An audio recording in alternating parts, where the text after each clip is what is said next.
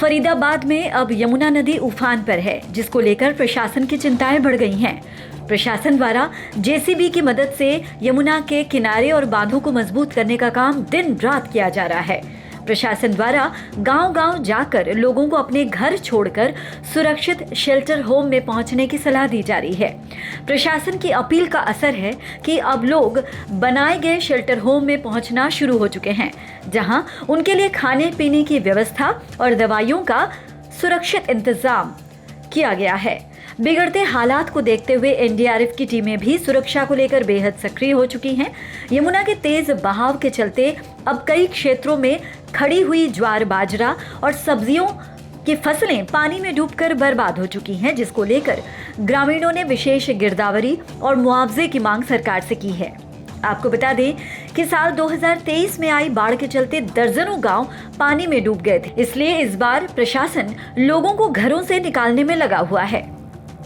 आपको बता दें कि यमुना के बढ़ते जलस्तर का सबसे ज्यादा असर यमुना किनारे बसे गांवों पर पड़ रहा है। फरीदाबाद के छायसा गांव में खेतों तक पानी आने से किसानों को बहुत नुकसान झेलना पड़ा है। उनका कहना है कि कई खेतों की लगभग 10-10 एकड़ जमीन इस वक्त जलमग्न है।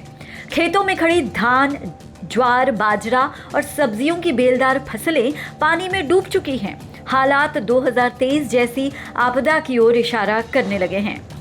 ऐसे में ग्रामीणों ने सरकार से गुहार लगाई है कि मुआवजा जल्दी मिले ताकि वो अपना काम शुरू कर सकें।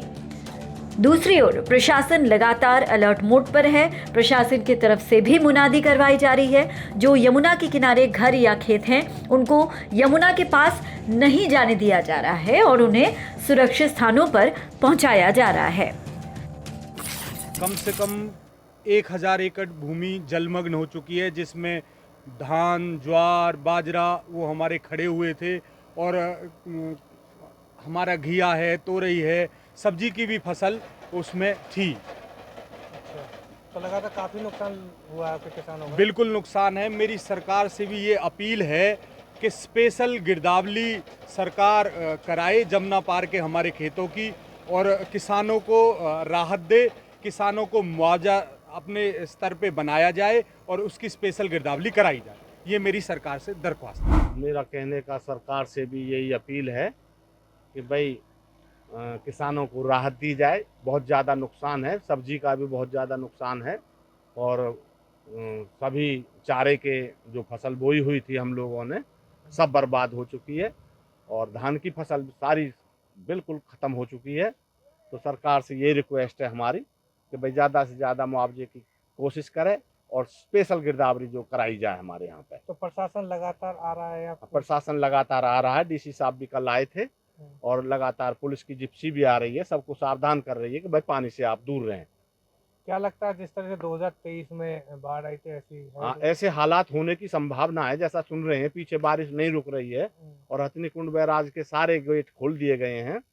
तो ऐसा लग रहा है कि भाई 2023 के से आसार जो बनने वाले हैं, अगर वो ही आसार बन गए तो कुछ नहीं बचने वाला। जगह जगह ट्यूबवेल हैं, हमारे लोग भी रह रहे थे, सबको इधर ले आए हैं वहाँ से जंगल से।